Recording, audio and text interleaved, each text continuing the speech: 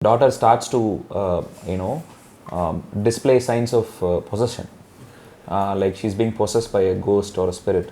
So the mother is not able to find help because it's lockdown and she can't go out, and she can't have other people visit the house as well. So during such a situation, the whole thing gets worse, and they approach a priest in Mumbai who suggests doing an exorcism. An exorcism ritual is where it's a ritual where they try to cure people of their possession and get rid of the ghost. So the exorcist in Bombay, he is not able to come to Chennai. So what he suggests is, we'll do an exorcism through a Zoom call. So whether they're able to achieve the exorcism ritual through the Zoom call, or was the mother able to save the daughter, is what the story is about. Anupam Kher character. Anupam Kher sir plays the exorcist. He is the priest who comes to help the family during this crisis. And according to the story, the priest is from Mumbai. So while casting, we decided, why don't we go for some actor who's in Mumbai, who has a presence in the north, so that even in story it's very believable. Usually they'll cast somebody and then they'll try to make it believe like he is from Mumbai. So we wanted to work with an actor who's from Mumbai so that it is very believable. And he's also a veteran actor. He's so he has done so many films. This is his first movie. I think he has done one film before called Little John. I think it came like 10-20 years ago. I think it came. So after a long time, he's coming back to Tamil, and this will be his 522nd film. So it was very special working with him for this particular project. It has no interval, no? Yeah. Why did you take the decision? I generally like intermission, because when I go to certain films, the intermission itself is like a proper cinematic moment. Like it's a high point where audience are left with a question and the answer is given in the second half. So I enjoy such films. I also enjoy films which doesn't have any interruption. For example, if you watch a lot of Hollywood films, there's no intermission. So when you're watching it in the theater, they'll just cut it on random point. And most of the time, you'll be a little disappointed that they cut, because you're watching the film is getting interesting, and suddenly they cut the film and there's a gap. So the momentum is lost. So in this particular story, there is no midpoint. The entire film is moving towards the climax. So if you watch it at a single stretch, the experience itself is very intense. So when I showed the film to the production, I showed it to them without an intermission. They watched it in a single stretch. And since it's 90 minutes, it's easier to watch it at a stretch, because a lot of films that worked in this year were 3 hours long. And those films had the intermission only by the end of 90th minute or 85th minute. So I thought we have the tolerance to watch a proper 90-minute film without any breaks. And we experienced the film like that. So we want to share that experience with the audience. So do you think our people adapt that version? I've seen my mother, when she watches certain films, when I go and talk to her, she'll say, don't disturb me, I'm watching it. And until that film finishes, she'll not want to be disturbed and she will not do anything else. I also I like watching all kinds of films, and there are certain films that I would like to experience without any interruption, like from start to end, just watch it like that. And that gives I feel it gives a very intense experience, and by the time the film ends, you're left with a high. We just wanted to try it out as an experimental thing and see if audience like it. If audience like it, then a lot of films with this duration can come out without an intermission. And the advantage is, you don't have to have only 4 shows per day. You can have like 6 shows or 7 shows per day, which will lead to more revenue. And films with short duration will have a much bigger business model when it comes to theatrical release. So I think this can open up a business model. But we are trying it as an experiment. The theatre owners, we had a conversation with the theatre owners. They are also interested to see how this goes. If it works out, we can also exploit this by having more shows. So it is something that we want to try and see if it will be new for the audience. It is designed as an experience more than anything else. The business comes later. What is more important to us is the audience have a new experience in theatres. They are coming to cinema to watch something new. So we just wanted to experiment with the treatment and the way audience experience this film. So it's just a small initiative from our side. So what is the total duration of the film? The film is 99 minutes long, with all the end credits, and exact duration is 98.5. It's 99 minutes. What is the importance of background music? This film is designed to be a proper theatrical experience with respect to sound and music, and if you watch it on a phone or on TV, it's not the same. You have to watch it in theater for you to enjoy the film to the fullest. And the music for this film is composed by a music director called Prithvi Chandrasekhar, and his previous film was Bhumika with Aishwarya Rajesh. So he has done a very good job, and this film we spent close to 3 months just on the sound design and sound mix, so that the audience will be able to experience the we have done an Atmos mix for this film. So we wanted, because we have the theaters have come out better and bigger now. After the lockdown, a lot of theaters have renovated, and they are looking and sounding better. So we are making full advantage of the latest technology to ensure that the audience have a very good experience while watching the film. Coming to the any songs in? One song is there in the film. One song. The film starts off with a song. Coming to the Nayanthara, so you did it to Maya in 2015. Now, how is it working this gap? I always respect her as an actor, and that is the reason why I wanted to work with her in Maya. And the film was also successful. So naturally we had a relationship, we had a work relationship where we both respected and trusted each other. So for this film, she really liked the script, so she also wanted to come in as a production partner. So Nayanthara ma'am and Vigneshavan sir produced this film together under Rowdy Pictures. So even in this film, I feel the relationship and the collaboration was better in this film because she's also the producer. So she gave me the space and time that I needed to make this film. She was very particular about the standards. She wanted this film to look and sound like an international film. So there was a lot of resources and a lot of space that was given to me by the production to make sure that I make the best film possible. For making this film, did you take any advice from Vigneshavan? I narrated the script to him, and he really liked the script. That was the first meeting I had with him. The second meeting was when we finished the film and we showed the film to them. During the shoot, he was not there. He just said, "You do whatever you wanted to do." As a filmmaker, he understood that I need to go out and make my own film, because he as a filmmaker himself would know the importance of giving that space to another filmmaker. So he came back only after the film was finished. He saw the finished film. So in the remaining the middle 8 months, I had complete control over the film, and I had the freedom and the space to try out whatever I wanted to try. The whole story runs in a house now. Yeah. How could you keep engaged people in that small space? When a horror film happens in a familiar environment, familiar environment being house, we all spend most of our time at house, and that is our safe space. So when horror happens there, it's much more scary than if it happens in a graveyard or in a forest, because home is where you feel connected to the most. So this particular film, if you take a lot of classic horror films like Conjuring and Exorcist and a lot of films, all the films happen in a house, because that is where a family is supposed to feel safe. And when you introduce a horror element into it, it immediately becomes a connection point for the audience.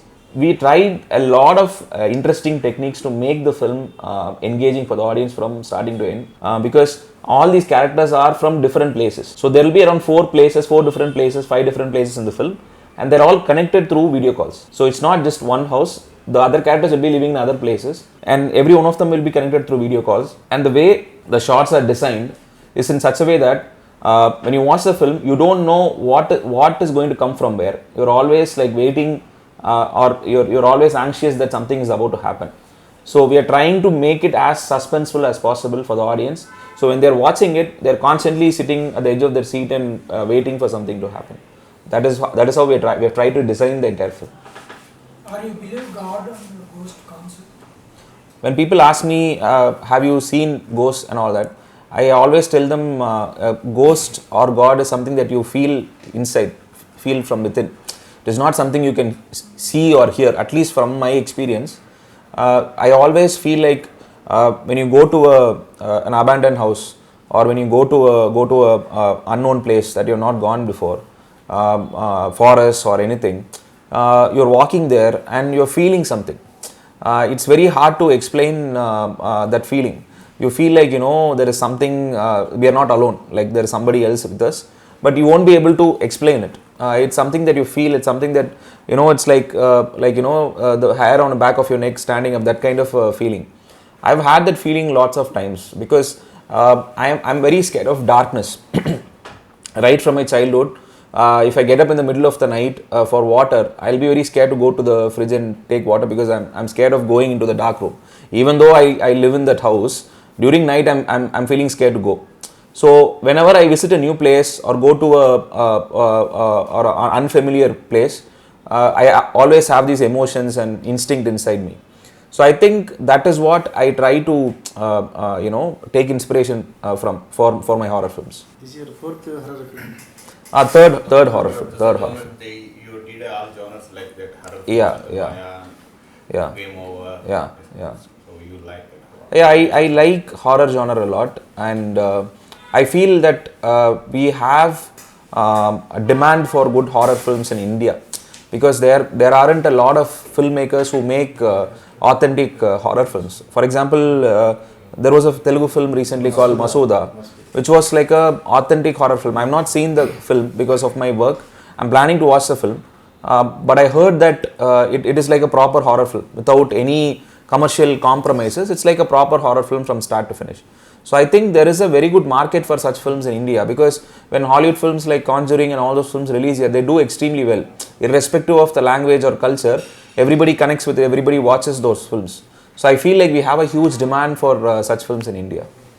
Are you interested to do films with Telugu heroes? Oh, definitely, because I really look up to a lot of actors and directors here, and I constantly try to watch Telugu films because since I don't understand Telugu, if it releases in Chennai, I'll wait and see if it has subtitles. So I saw recently Ante Sundariniki, I saw with subtitles. I really liked the film. Okay, Jeevidam, I saw that film. I saw Sita, I saw that film.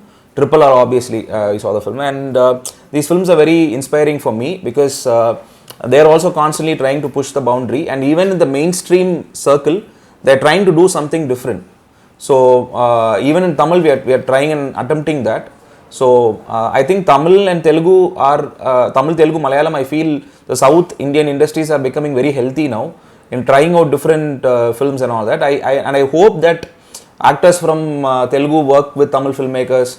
Actors from Tamil, they're already working. They're already making a lot of films. So I think this kind of healthy collaboration should happen. That's what I'm hoping for.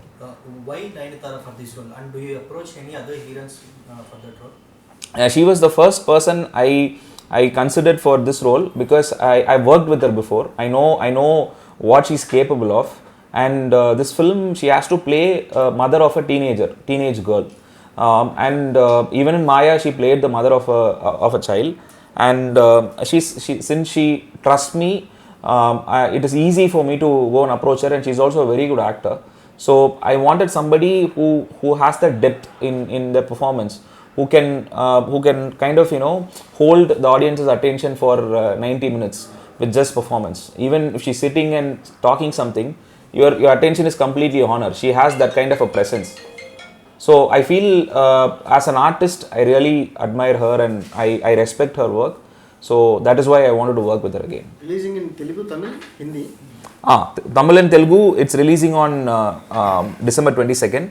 Hindi, it's releasing on December 29th. What about your future films? It's the same genre or you are trying to... No, I want to do other genres now. I want to try and see other things as well because I had other ideas before also, but what happens is when you make a horror film and it becomes successful, producers don't want to try other things. They want to make more horror films because it's safe. But this film was conceived during the lockdown. If lockdown was not there, I wouldn't have made this film. I got inspired during the lockdown. I wrote the script. Now lockdown got over, but the script was conceived during that period.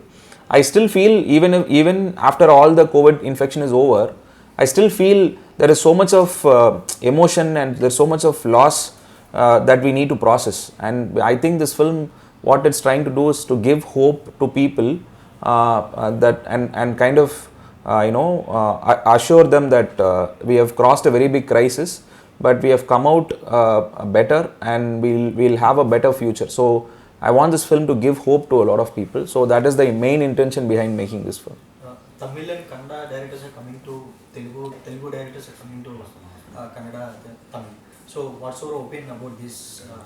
I think all the filmmaker from every state should work with other language actors and producers and all that. See, that kind of collaboration is very healthy, because these are all very unique voices. So when somebody from Tamil goes to Telugu, they'll take their sensibilities, they'll take their voice and their style and everything, and it will be very fresh for the Telugu audience. And when somebody from Telugu comes and makes a Tamil film, their voice will be so unique that it will be fresh for Tamil audience. So it is actually a win-win situation for both the audience and also for the director and also for the producer. So and also the industry becomes bigger. So anybody should be able to work with. So the thing, I think even before lockdown, this thing was slowly going away. So in India, I think earlier there was Bollywood, Hollywood, Tollywood, and now it's all like everybody is working everywhere. So now the respect for talent and the demand for talent is very high, because the demand for content is also very high. So people want to see good films, people want to see good stories. So I feel if you have a good story, you can take it to any producer in any language and you will be able to make the film. Earlier it never used to be like that. Now you can approach anybody in India and they'll, if they really like the script, they'll do it. The language is not an issue anymore. So I feel right now I'm very fortunate to work in a situation like this, where there are so many options in front of me to go and make my film. Who's your family like? I had a very interesting meeting with Nani Garu when I came to narrate Mayuri to him during 2013. I met him almost like 9 years ago. Usually when I meet actors and narrate the script, they don't react much. They'll just listen to it and they'll say it's good or bad. When he was listening to the script, he was actually reacting to me. He doesn't know me. I've never met him before, or he has not met me before. He doesn't know me. I don't know. I have not met him before. He was so nice to me. He listened to the narration, and he was emotional, and he said, if you did not have a producer, I'll produce this film. He even offered to produce this film, and I had a wonderful meeting with him. And also specifically the kind of films that he does in Telugu, I'm a huge fan of his work. He is somebody I feel is constantly trying to experiment and try different things. So he is an actor that I really want to work with. You have any script for him next? What happens is, for me to approach him, I want to write such a good story that it will justify his talent.